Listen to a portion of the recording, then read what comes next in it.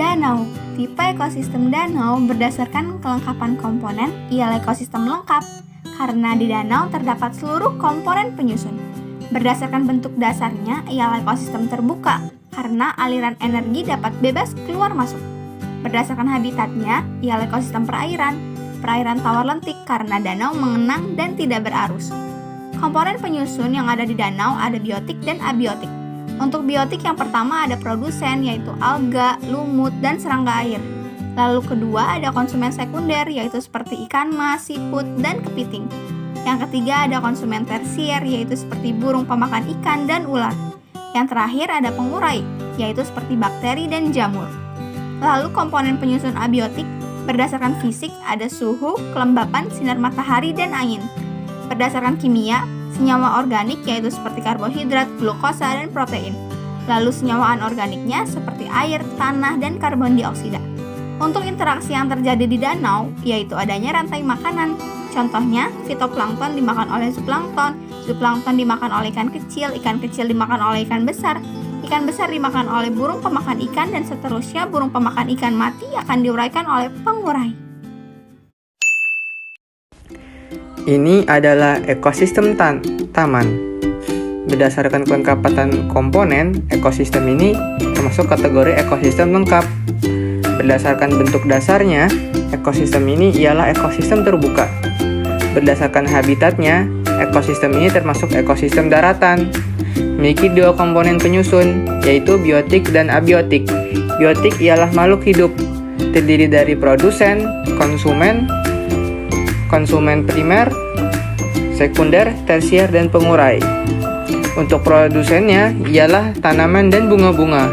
Untuk konsumen primer ada belalang, konsumen sekunder ada tikus, konsumen tersier ada ular, serta pengurai yaitu cacing tanah. Yang kedua adalah abiotik. Abiotik juga disebut dengan benda yang tidak hidup, memiliki dua unsur yaitu fisik dan kimia. Untuk fisik, di ekosistem ini terdapat suhu, matahari, dan angin. Untuk kimia, terdiri dari air, tanah, dan oksigen. Interaksi yang terjadi di ekosistem taman ini yaitu adanya rantai makanan. Ketika tumbuhan dimakan belalang dimakan tikus dimakan ular, serta pengurai yaitu cacing tanah. Ekosistem taman. Ekosistem ini merupakan ekosistem buatan yang dibuat manusia untuk memperindah halaman maupun untuk menghias daerah sekitar. Merupakan ekosistem darat. Ekosistem taman terbentuk dari berbagai macam komponen, abiotik dan biotik. Biotik adalah komponen yang berisikan makhluk hidup sebagai contoh. Tumbuhan dan pohon menjadi produsen, ulat sebagai konsumen primer, burung sebagai konsumen sekunder, bakteri dan jamur sebagai pengurai. Berikutnya, abiotik. Abiotik adalah komponen yang tak hidup, merupakan keadaan fisik dan kimia untuk keberlangsungan kehidupan organisme. Fisik contohnya suhu, sinar matahari, dan angin. Kimia seperti senyawa organik contohnya air, tanah, dan oksigen. Interaksi yang terjadi di ekosistem taman yaitu cahaya matahari yang diserap oleh tanaman untuk fotosintesis. Lalu tanaman menghasilkan karbohidrat yang akan dimanfaatkan oleh ulat dan kupu-kupu. Lalu ulat dimakan oleh burung dan ayam, dan lalu dimakan juga oleh konsumen ketiga yaitu misalnya manusia, dan diurai oleh jamur dan bakteri serta cacing yang ada di dalam tanah. Ini adalah ekosistem buatan atau ekosistem tidak lengkap, yaitu kebun. Komponen penyusun ekosistem ini terdiri dari komponen biotik dan abiotik yang saling berinteraksi. Interaksi yang pertama ialah antara komponen biotik dengan komponen abiotik.